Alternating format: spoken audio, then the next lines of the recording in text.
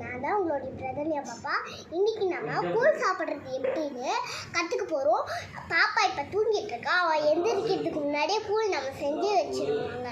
நம்ம முதல்ல கூழ் செய்யறதுக்கு நம்ம இந்த மாதிரி ஒரு பக்கெட் எடுத்துக்கிட்டு அதில் எங்கப்பா அந்த ஸ்பூன் எடுத்து இந்த பக்கெட்டில் இப்படி போட்டுக்கணும். கொஞ்சம் கொஞ்சமாக ஒரு 3 ஸ்பூன் போட்டுக்கணும்.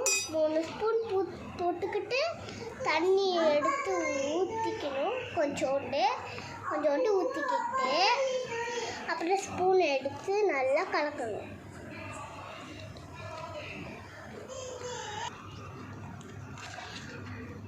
இப்போ நம்ம கலக்கிட்டோடனே நம்ம ஒரு நாள் ஃபுல்லாக அப்படியே வச்சுருந்துட்டு நம்ம அடுத்த நாள் ஒரு கப்பில் கொஞ்சம் அரிசியை போட்டுக்கணும். அரிசியை போட்டுக்கிட்டு தண்ணியை ஊற்றி ஊற வச்சுக்கணும். இப்போ இந்த அரிசி தண்ணியை ஊற்றிட்டு கீழே சும்மா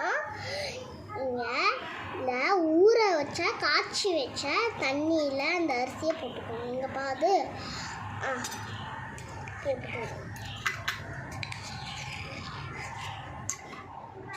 இப்போ நம்மளுக்கு சாப்பிட்டாலும் சத்து ரொம்ப. ஆனால் நம்ம வெயில் காலத்துக்கு நல்லதும் இது. நம்ம வெயில் காலத்துக்கு சாப்பிட்டா ரொம்ப சுகமாக இருக்கும். என் தங்கச்சிக்கு வேறு ரொம்ப பசிக்கிட்டு போனேன்.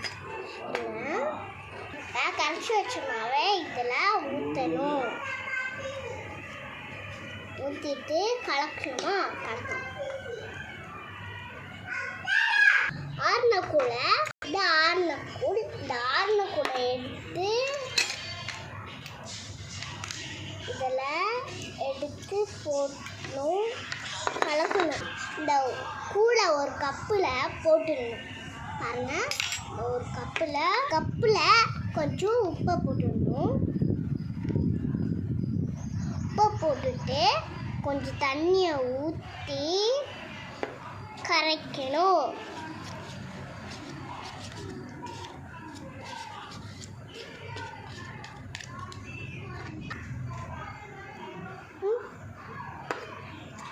இப்போ நல்லா கரைக்கணும்.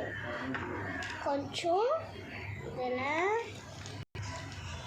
இதை நல்லா கரைச்சதுக்கு அப்புறமேட்டு ஒரு கப்பில் ஊற்றி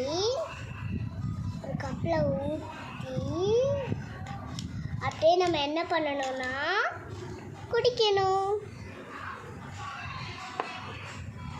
ஊறுகாவை கொஞ்சம் லைட்டாக தொட்டுக்கிட்டு குடிச்சோம்னா